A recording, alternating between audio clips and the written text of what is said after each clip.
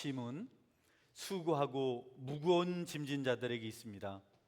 여러분, 힘들고 어려운 자들만, 수고하고 애쓴 자들만, 무거운 짐진 자들만 쉴 자격이 있다는 뜻입니다. 주님은 수고하지 않은 자들에게, 무거운 짐을 짊어지지 않은 자들에게 안식을 주시지 않습니다. 왜냐하면 그들에게는 더 이상의 안식이 필요 없기 때문에 그렇습니다. 여러분 중에 짐이 무겁고 삶에 어려움이 있는 분 있으면 오늘 예배를 통해서 안식을, 쉼을 경험하는 은혜가 있기를 바랍니다. 충분히 자격이 있습니다. 누구를 사랑하고 싶고 도와주고 싶고 뭔가를 좀 하고 싶은 마음이 있는 분들에게는 반드시 주님께서 힘을 공급해 주시고 은혜를 넉넉히 부어 주실 것입니다. 주님이 주시는 모든 것들은 지나치지 않습니다. 여러분, 주님은 목마른 자에게 음료를 주시고 배고픈 자에게 양식을 주십니다. 의에 줄이고 목마른 자에게 생수가 있습니다. 그런데 주님께서 주시는 것은 이상하게도 먹어도 만족해요. 하나님 이제 그만했으면 좋겠어요, 이제 됐어요, 이런 게 아니고 그분이 주시는 것은 더 갈망을 하게 돼요. 하나님 너무 감사합니다. 아무리 많이 받아도 지나침이 없고 한계가 없는 것이 주님이 주시는 축복입니다. 세상 것은 욕심이지요. 만족은 없습니다. 더 받으려고 하지만 더 받아도 쓸데가 없습니다. 신비하게도 하나님께서 주시는 것은 멈추지가 않고 풍요롭고 아무리 받아도 실증이 나지 않습니다. 주님 그 생수를 더 마시고 싶습니다. 그 만나를 더 누리고 싶습니다. 주님 만족하여 넉넉하지만 더 만족하길 원합니다. 나는 의에 줄이고 목마른 자입니다 라고 고백할 수 있는 그런 것들을 주십니다. 여러분, 주님의 이야기, 주님이 행하신 모든 것들은 듣고 또 들어도 지루하지 않습니다. 저는 30년 동안 계속 설교를 했는데요, 하루에 한 편 이상을 해왔습니다. 그런데 여러분, 늘 새롭고 늘 은혜가 되고 늘 감사해요. 하나님 나라의 신비죠. 여러분들도 이 신령한 것을 기대하고 살아가는 은혜가 있기를 바랍니다. 다 아는 것들, 얼마 없으면 끝나는 것들 쫓아다니고 실증하고 낙심하고 분란 일으키지 말고 영원한 것을 붙드십시오. 요즘 교회에 간증거리가 참 많습니다. 저는 하나하나 그런 것들을 정리를 하고 또 제가 기도 제목으로 삼습니다. 영적인 것은 제 마음이 가게 만들고 또 거기서 위로를 받고 만족함이 있습니다. 어디에 돈을 쓰면 행복할지, 어디에 시간을 투자하면 행복할지, 또 상대적으로 어디에 물질을 쓰면 불행할지, 어떻게 잘못된 시간을 어디에 시간을 투자하면 잘못될지를 이제 알아요. 그래서 이런 간증을 제가 자꾸 듣고 생각을 합니다. 네, 한 3-4가지 정도를 말씀드리고 싶은데요. 왜냐하면 이런 간증들은 부흥의 징조이고 강력한 힘을 생산 혹은 생성하기 때문에 그렇습니다. 주님께서 함께 하시고 일하시고 계신다는 표적이기 때문에 이것을 나누고 싶고 또 반복해서 말하고 싶고 그리고 간증하고 싶은 것입니다. 성도님들 중에 성도님들의 이야기일 수 있어요. 양해를 구합니다. 왜 우리 얘기를 하나 섭섭해 하지 마시고 하나님 영광을 위해서 함께 들으시면 좋겠습니다. 오늘 어린아이들 4명에 관한 간증이에요. 내 아이의 이야기를 할 텐데요, 어떨 때는 이런 아이들의 이야기가 어른들의 이야기보다 더 은혜가 됩니다. 많이 있는데 오늘은 한 3-4가지 정도만 살피고자 합니다. 함께 공유할 수 있길 바랍니다. 첫 번째, 어린이에 대한 간증입니다. 이 아이의 간증은 유치부 때부터 들었어요. 유치부 때 십자가에 못 박히신 예수님, 고통받으며 죽으시는 예수님의 모습을 보면서 그렇게 울었답니다. 아프고 슬프다고. 왜 예수님이 저렇게 고통당해야 되는지, 할아버지 할머니한테, 부모님에게 그런 고백을 했다 그래요. 유치부 때부터. 이제 초등학교 2학년이 되었는데요, 이 아이는 학교에 가서 아이들에게 예수님 이야기를 했어요. 예수님이 십자가에 죽었다고, 너무 마음이 아프다고. 그래서 선생님이 너무 지나치다고, 상담받아야 된다고 전화가 다 왔다 그래요. 아이들을 집에 데리고 와가지고 유튜브 동영상을 보여주면서 찬양을 들려주고 늘 찬양을 그렇게 듣는데요, 채찍에 맞는 예수님, 못 박히시는 예수님 보여주면서 자꾸 보라 하니까 애들이 다 도망갔답니다. 선생님은 전화를 하셨어요. 이러면 아이에게 사회성이 없어서 안 됩니다. 한쪽으로 치우치면 안 됩니다. 상담 받으셔야 합니다. 예. 여러분, 그렇지 않아요. 인생의 생명은 주로 세 수로 분류를 해요. 주로 세 가지로. 첫 번째, 육체의 생명입니다. 육체의 생명. 이것은 결국은 죽어 없어질 생명입니다. 두 번째 생명은 여러분 사회성, 사회적 생명입니다. 경쟁에서 이겨야 되죠. 우리가 성공했다 이런 것은 경쟁에서 이겼다는 뜻입니다.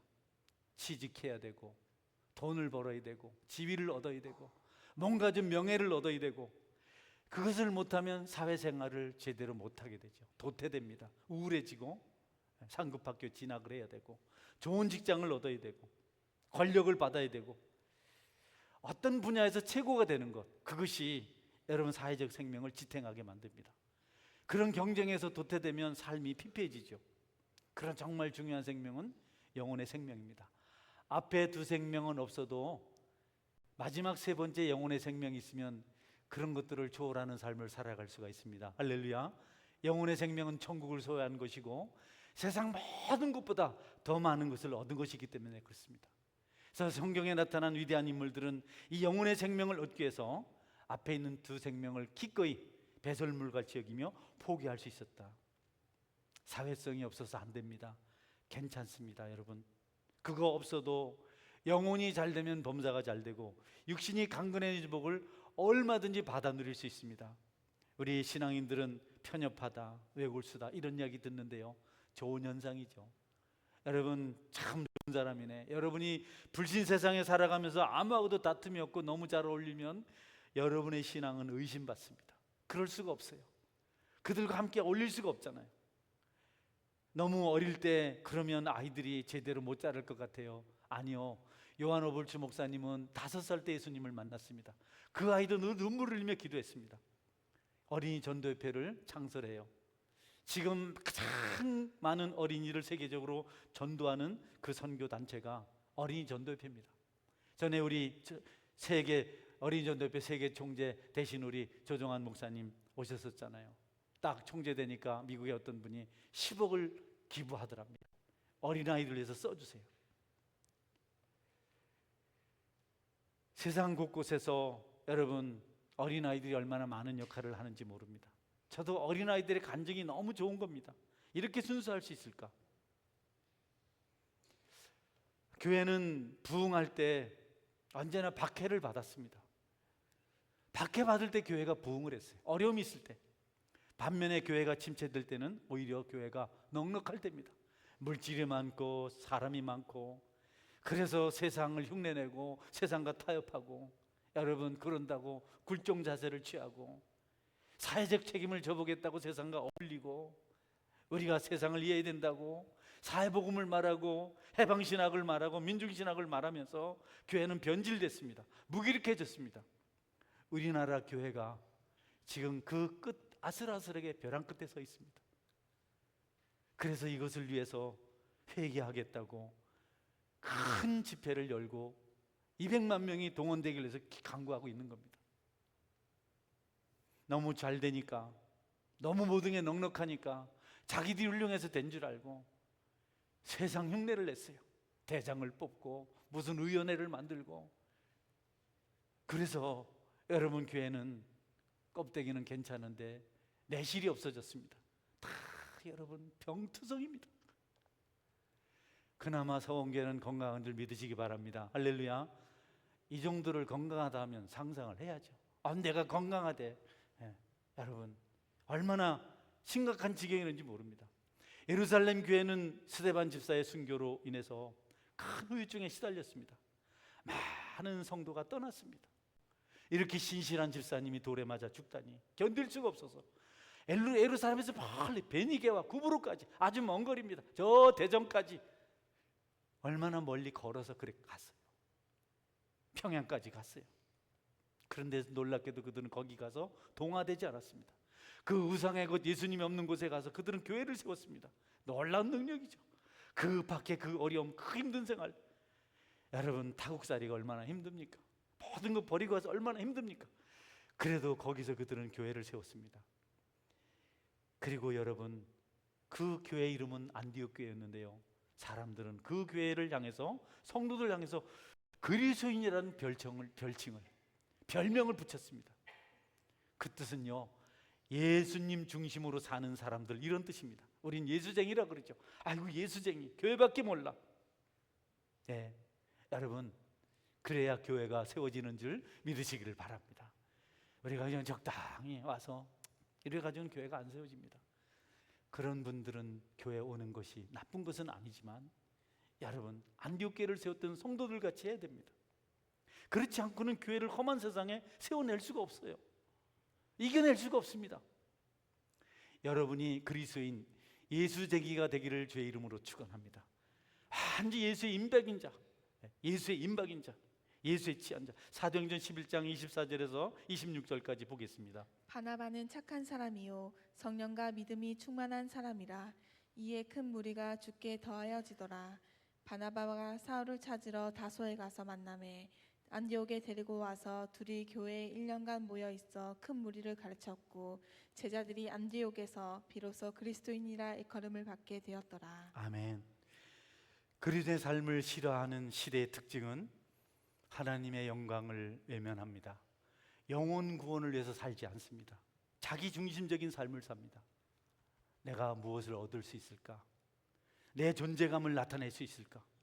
여러분, 그런 생각은 무의식 중에 하나님과 교회를 대적하는 악한 영이 작용하기 때문에 그렇습니다. 교회 역사에서 박해 없는 부흥을 찾아볼 수가 없습니다. 시험과 환난을 믿음과 성령의 능력으로 극복하고 일어섰을 때 비로소 부흥이 시작되었습니다. 고난은 항상 부흥의 전주곡이었습니다. 힘들지 않은 것을 꿈꾸지 마세요. 힘들고 어려움을 극복하고 하나님의 영광을 보는 그런 기대를 하며 살아가실 수 있기를 바랍니다. 사회적으로 도태됩니다. 상담해야 됩니다. 아닙니다. 예수님 잘 믿으면 다른 모든 것이 형통하게 되는 것을 확신하시길 바랍니다. 할렐루야. 두 번째 아이입니다. 또 다른 아이인데요, 이 아이의 고백이 할머니를 만족시켜요. 할머니하고 대화를 했는데요, 할머니, 나 오늘 헌금 시간에 옆에 있는 친구가 헌금을 가지고 오지 않아서 내 헌금을 나누어 줬어요. 아멘 좀 해보시죠. 네. 그러니까 할머니가 손주를 가르쳐요. 헌금은 정성을 담고 마음을 담아서 하나님께 기도하고 드려야 하는 것이란다. 돈만 넙죽넙죽 드리는 게 아니란다. 이 할머니가 훌륭하잖아요. 손자 대답합니다.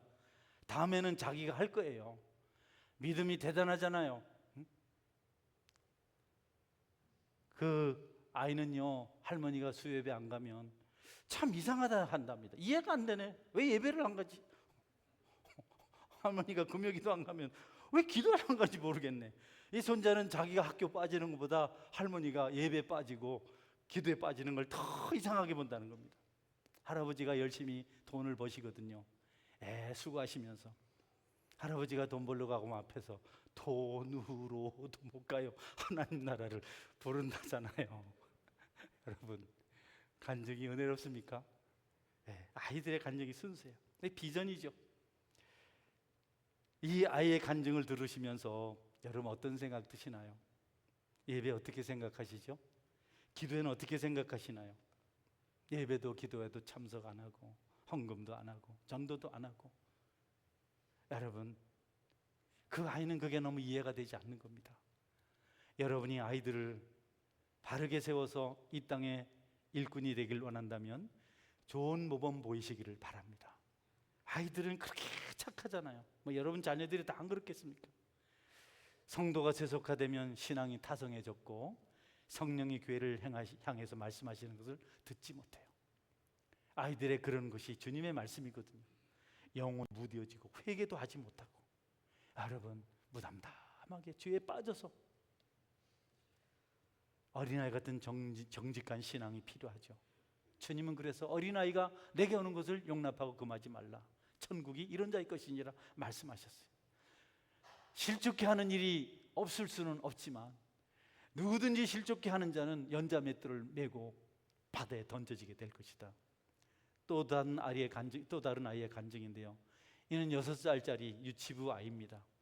지난주일 제가 초등부 아이하고 커피 사주겠다고 약속하고 까마귀 입고 늦게 가보니까 아이들 없더라고요. 마셨다 하더라고요. 그리고 거기서 멀쩡하게 서 있는데 유치부 6살짜리가 들어오더라고요. 들어오더니 카페 그 카운터 앞에 서더니 우리 사모님한테, 사모님 마시는 거 주세요. 자기 마시는 게 하나 있거든요. 내가 보니 참 기도 차고 귀엽기도 하고 당당하기도 하고, 다른 걸 손님이 와가지고 그거 주세요 하는 것처럼 돈이나 가지고 가서 그러면 또 몰라. 그때 더 놀라운 거는, 그런데 오늘은 도진이도 같이 왔어요. 2잔 주세요. 점입 과경이라 너무 천연덕스럽고 자연스럽게, 그 럭셔리하게 전혀 꿀림이 없이 2잔을 받아가지고 6살짜들이 마주 앉아가지고 차를 마시더라고. 그러다가 예배 시간 됐다고 가자고 찻잔을 들고 가더라고요. 교육관으로 가서 나도 따라갔거든요. 제가 그 뒷모습이 얼마나 아름다웠겠어요. 그 조금 가다 늦었다 빨리 가자 하고 둘이 말이죠. 빌립이 나다나엘을 데려왔잖아요. 유치부에서 제자와 사역이 시작됐습니다. 할렐루야. 데리고 와요. 우리 교회도 우리 집사님 자녀들이 애들을 데리고 오잖아요. 얼마나 좋습니까? 후원자가 되고 싶더라고요. 여러분도 후원자가 돼서 데리고 와서 차 달라는 사람은 다 여러분 그냥 주는 은혜가 있길 바랍니다. 할렐루야. 주님을 따르던 제자들의 모습이잖아요. 이런 제자와 사역, 하나가 둘을, 둘이 열을, 열이 백을, 백이 천을, 천이 만을, 만이 백만을 이룰 줄 믿습니다. 계속 그런 릴레이가 이루어지면 좋겠어요. 오늘은 3명 들였으면 좋겠어요. 집사람이 뭐 짓궂게 안 돼 이래 사더라고. 애가 들을까봐 내가 가슴이 철렁. 애들은 진심으로 듣잖아. 너무 귀여우니. 오고 오는 세대가 여러분 계속해서 이와 같은 일을 감당할 텐데 우리가 정말 중요합니다. 그 아이들이 여러분의 어떤 모습을 볼지, 우리 어떤 모습을 볼지, 여러분 영적으로 육체적으로 든든한 후원자가 되어주시기를 주의 이름으로 축원합니다. 실족시키면 안 되잖아요. 그래서 여러분들도 오늘부터는 점심 식사하고 손을 손잡고 가서 제자와 사역하시기 바랍니다. 그래 그 아이가 힘을 얻죠. 아이들은 교회와 선생님과 부모님들 통해서 보고 들은 대로 그대로 합니다. 앞선 사람을 선생이라고 하잖아요. 그들을 통해서 배우고 성숙하게 자랍니다. 여러분들이 삶으로 모범으로 자녀를 가르치십시오. 믿음을 가르치십시오. 믿음 생활만 하다가 아이가 언제 공부하고 언제 출세하나 걱정하지 마세요. 나는 그런 산증인들을 알잖아요. 나는 그걸 많이 봤잖아요. 절대 걱정하지 마세요. 공부시키겠다고 학원 보내고 교회 안 보는 순간부터 여러분 많은 손해봅니다. 하나님 나라는 영적이고요, 하나님은 영으로 일하셔서 영적인 자녀들을 사용하셔서 일꾼 되게 하십니다. 할렐루야. 지금 전 세계를 떠들썩하게 하는 요즘 200만 명 집회를 기도하시고 주도하시는 목사님이 공부 많이 하신 분이 아니에요. 제가 그분보다 공부를 훨씬 잘했어요. 근데 그분은 기도를 많이 했어요. 신학교 다닐 때 다 겉옷 벗어주고 가난뱅이가 크게 살았어요. 그래도 여러분 하나님 복 주시니까 세계가 주목하는 한 사람이 되었습니다. 할렐루야. 아멘을 안 하시네. 진짜요. 굉장한 사건입니다. 우리나라에 200만 명 동원 이런 거는 생각도 못했어요. 여러분 영적인 것에 집중해서 자녀들을 하나님 은혜로 양육하시기를 바랍니다. 이 시대가 더욱더 그것이 필요할 때입니다. 아이들 데리고 오세요. 품에 안고 예배 드리세요. 얼마 이제 4번째 마지막 아이인데요, 얼마 전에 장대비가 쏟아졌잖아요. 비가 너무 많이 내려서 성도들이 몇 분 안 오셨어요. 그날에 한 어머니가 딸아이를 데리고 기도회에 왔습니다. 이제 몇 명 안 되는 성도들이지만 찬송을 부르는데 내가 이렇게 눈을 들어보니까 눈에 눈물이 비쳤어요. 이 어린아이에게 얼굴이 밝게 상기돼가지고 찬송을 부르고 있었습니다. 하나님 이렇게 위로해 주십니까? 이게 어인 은혜입니까? 이 힘든 시기에 하나님 어린아이들을 지켜주옵소서 라고 저는 기도할 수밖에 없었습니다. 그날 새벽에 기도하면서 저한테 그런 감동이 왔어요. 이 아이가 자라서 찬양 사역자가 되면 좋겠다. 새벽에 나와서 울며 찬송할 정도라면, 얼굴이 붉게 상기되어서 찬송할 정도라면 얼마든지 회중들과 함께 찬양으로 은혜를 나눌 수 있겠다. 그리고 그렇게 되기를 기도했습니다. 여러분, 우리가 온전한 예배를 드려야 될 이유, 정직한 신앙인으로 살아갈 이유, 우리가 복받기 위한 수단이 아닙니다. 사명을 감당하기 위함입니다. 우리가 그와 같은 모습을 살면 오고 오는 세대의 자녀들이 영적인 자녀가 될 줄 믿습니다. 태어나서는 총명하고 어릴 때는 총명했는데 자라면서 좋은 모범을 보지 못해서 곁길로 가는 아이들 많이 봤습니다. 너무 마음이 아팠어요. 제가 보기엔 영재였는데, 제가 보기에는 정말 장래가 확하는데 신앙의 상처를 입고 여러분 곁길로 간 아이들을 봤어요. 제 책임이 참 크다는 생각도 하고, 교회가 그런 일에 관심을 가져야 되겠다.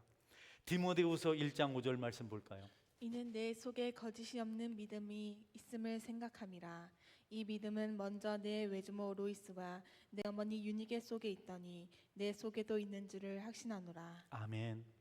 여러분의 신앙이 잘 좋아서 여러분의 자녀들의 신앙도 잘 자라서 여러분뿐 아니라 온 세상을 유익하게 하는 믿음의 용사가 될 수 있도록 만드시길 바랍니다. 할렐루야. 우리 어머니들은 어릴 때 마음이 아파도 집을 안 나가셨잖아요. 그렇게 가난해도 살았잖아요.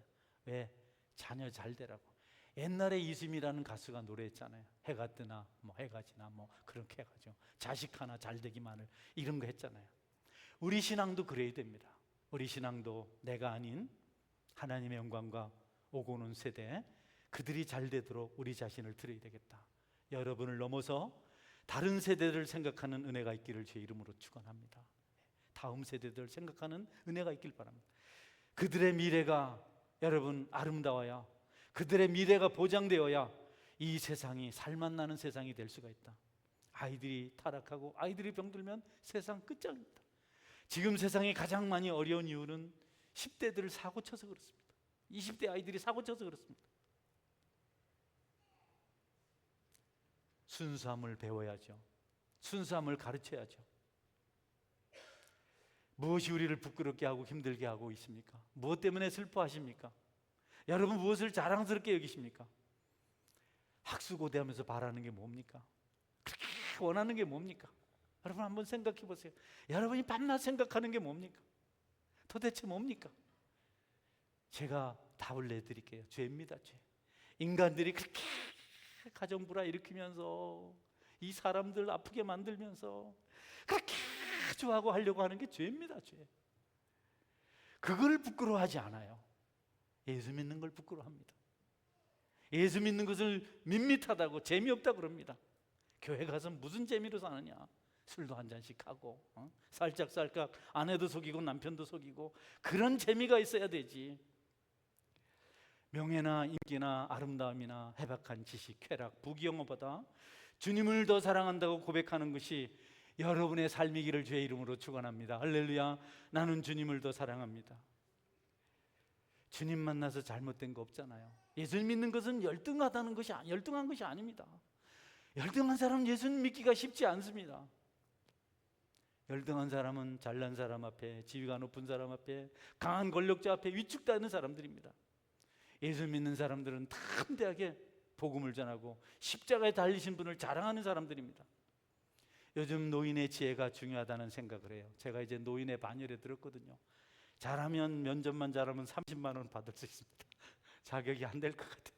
양심이 찔리네. 그래서 면접을 잘 안 하려고 합니다. 그러나 여러분 나이가 드니까 정신을 차려야 되겠더라고요. 나도 모르게 힘이 빠져 있더라고요. 주름이 생기고 눈이 어두워지고 하는 것을 순리로 받아들일 줄 알아야 인생이 순적합니다. 어르신 여러분도 어르신인 줄 알고 정신 차리시길 바랍니다. 여러분이 그걸 모르면 안 되죠. 제가 나이가 든 걸 모르고 너무 과로를 해서 면역 체계가 좀 약해졌어요. 그래서 바이러스가 침투해서 얼굴이 지금 부었습니다. 한 이게 10분의 1 정도, 뭐 이 정도의 지금 상태가, 그러니까 엄청 많이 부었었어요. 풍선 같았는데 세월이 지나니까 저항 능력이 떨어진 겁니다. 그러니까 이런 일이 생기는 겁니다. 모든 것이 다 그렇거든요. 여러분, 지금은 예수님께로 나올 때인 줄 믿으시기 바랍니다. 다른 것으로 이 세상을 바르게 할 방법이 없습니다. 통성력이 하나 하겠다고 난리잖아요. 또 법으로 보증해 주겠다고 난리지 않습니까? 뭐가 없잖아요. 우리 교단의 총회장을 역임하셨던 분들 여러분이 다 들으셨을 줄 아는데, 소돔과 고모라는 동성애 때문에 망했다. 네, 그래서 소돔과 고모라만 폭삭 망했다. 지금은 동성애가 세계적이다. 세계가 망한다. 정신을 차리고 이때 우리가 기도해야 된다라는 것을 말씀해 주셨어요. 여러분, 의미심장하잖아요. 그냥 있을 때가 아니잖아요. 죄를 지어도 괜찮다고 생각하십니까? 여러분, 죄는 악은 모든 모양으로 버려야 됩니다. 그렇지 않으면 어느 날 한순간에 망할 수가 있습니다. 여러분, 이것저것을 할 수 있다고 저는 봐요. 하면 되죠. 못할 게 뭐 있습니까? 다 하는데, 그런 것이 보증되었는데. 그런데 여러분, 하시면 안 되죠. 바울 사도는 다 할 수 있었지만 하지 않았다고 말합니다. 예, 우리 고린도전서 10장 23절 24절을 같이 한번 읽어볼까요? 같이 읽습니다. 시작. 모든 것이 가하나 모든 것이 유익한 것은 아니요, 모든 것이 가하나 모든 것이 덕을 세우는 것은 아니니 누구든지 자기의 유익을 구하지 말고 남의 유익을 구하라. 예, 배려 좀 하며 살라는 겁니다. 다른 사람 좀 생각해 주세요. 담배 연기 싫다고 피우지 말라니까 재수 없다잖아요. 중학생들이, 그것도 여자아이들이. 남 생각을 안 하는 세상입니다. 자기만 좋으면 되는 겁니다. 모든 것이 가하나 모든 것이 유익한 것은 아니요, 모든 것이 가하나 모든 것이 덕을 세우는 것이 아니니 누구든지 자기의 유익을 구하지 말고 남의 유익을 구하라. 옆에 분에게 성도님의 유익을 구하며 살겠습니다 합니다. 시작. 성도님의 유익을 구하며 살겠습니다. 예. 이기적인 세상입니다. 아내도 없고 남편도 없고 자식도 없고 부모도 없고. 바울은 약한 자들에게 약한 자같이 된 것은 복음의 방해가 될까 해서 그렇다. 약한 자들 앞에서 힘센 척 안 했어요. 미련한 자들 앞에서 똑똑한 척 안 했어요. 무지한 자들 앞에서 지식인 흉내 내지 않았어요. 고린도서 9장 22절입니다. 약한 자들에게 네, 읽어주세요. 약한 자들에게 내가 약한 자와 같이 된 것은 약한 자들을 얻고자 함이요, 내가 여러 사람에게 여러 모습이 된 것은 아무쪼록 몇 사람이라도 구원하고자 함이니. 네, 원래는 바울이 강한 사람이었거든요. 엄청나게 강한 사람이었거든요. 엄청나게 강한 사람이었는데 약해졌어요. 왜냐하면 약한 자들을 살리려고, 몇 사람이라도 좀 구원해 보려고 약한 자가 돼버렸어요. 바울은 복음으로 그의 일을 했습니다. 사람의 지식과 아름다운 말로 하지 아니하고 오직 하나님의 십자가 복음으로 생명을 살린다는 사실을 그는 말하고 있습니다. 지식이나 물질이나 명철이나 이런 것들을 다 버렸습니다. 고린도서 2장 4절 5절을 같이 읽겠습니다. 내 말과 내 전도함이 설득력 있는 지혜의 말로 하지 아니하고 다만 성령의 나타나심과 능력으로 하여 너의 믿음이 사람의 지혜에 있지 아니하고 다만 하나님의 능력에 있게 하려 하였노라. 네, 하나님께서 일하시길 원했습니다. 로마가 위세를 떨칠 때, 로마 황제가 전 세계를 지배할 때 성도들을 격려하려고 바울이 보낸 편지가 로마서입니다. 로마서 1장 16절은 이렇게 말씀합니다. 내가 복음을 부끄러워하지 아니하노니 이 복음은 모든 믿는 자에게 구원을 주시는 하나님의 능력이 됨이라. 먼저는 유대인에게요 그리고 헬라인에게로다. 네, 바울은 대적자들이 강할수록 담대하게 복음을 전했습니다. 왜냐하면 그들을 불쌍히 여겨서 그들을 살릴 수 있는 유일한 길이 복음이기 때문에 입술로 전했을 뿐 아니라 약한 자가 되어서, 어떻게 보면 비굴한 자가 되어서 복음의 수종을 들었습니다. 그는 항상 온유하고 겸손함으로, 친절함으로, 그러나 담대함으로 복음이 생명이라는 것을 전했습니다. 그것이 유일한 진리라는 것을 절대로 그는 한 번도 잊은 적이 없었습니다.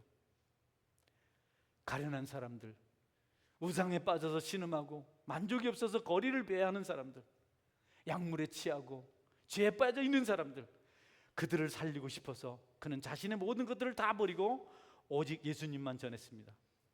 우리 성도들이 나눠야 될 최고의 선물은 물질이 아닙니다. 명예가 아닙니다. 쾌락이 아닙니다. 인기나 권력이 아닙니다. 예수 그리스도 복음입니다. 복음은 능력이 있어서 복음을 들은 사람 마음속에서 역사하고 어느 날 그가 그리스도인이 됩니다. 여러분이 살아생전에 그가 믿는 것을 보지 못할지라도 여러분은 천국에 가서 여러분이 전한 그 복음이 씨앗이 되어서 싹을 틔우고 꽃을 피우고 열매를 맺는 것을 보게 될 것입니다. 다른 것들은 다 떠나가지만 예수님의 복음은 그렇지 않습니다. 여러분은 복음을 전할 때 대상을 여러분 고르지 마십시오. 하나님 보기엔 다 똑같습니다. 어린아이도 연로한 어르신도 하나님 보기엔 다 천하보다 귀한 존재입니다. 이 사람은 쓸모가 있겠다 없겠다 그런 생각 가지 마세요. 어울리겠다 안 어울리겠다, 내 타입이야 네 타입이야, 그런 말 하지 마세요. 그냥 복음을 전하세요. 하나님은 모든 사람을 똑같이 사랑하십니다. 할렐루야. 마지막 말씀입니다. 죄를 우리에게서 죄하고 나면 우리는 하나님과 아주 똑같은 존재입니다. 하나님 축소판입니다. 죄가 우리를 하나님과 멀어지게 만들었거든요. 우리가 세상을 살아가면서 하나님과 비슷해지면 우리는 만족합니다. 행복해집니다. 하나님과 멀어지면 우리는 절박해지고 무기력해지고 피폐해지고 죄를 짓지 않고는 못 사는 사람이 됩니다. 잠시라도 죄를 짓지 않으면 견딜 수 없는 사람이 돼버려요. 우리가 하늘에서부터 태어난 사람인 것을 말해주는 것입니다. 여러분, 하나님을 통해서 태어난 사람들, 출생 신분이 하늘인 사람들은 하나님을 닮은 삶을 살아야 됩니다. 자동차에는 휘발유를 넣어야지 모래를 넣으면 안 돼요. 거듭난 사람은 하나님을 닮아야지 세상 모습으로 살아가면 안 됩니다. 그러면서 행복할 거라고, 그러면서 여러분 믿음대로 살면 복 받는다고 했는데 복 받을 거라고, 아니요, 절대로 안 됩니다. 여러분의 성품이 하나님과 같이 일체를 이룰 때, 아이덴티티를 형성할 때, 그때 비로소 여러분들은 축복받은 자, 풍성한 자, 행복한 자로 살아갈 수가 있습니다. 저는 여러분들이 죄라고 여기지 않는 핸드폰 좀 끊었으면 좋겠습니다.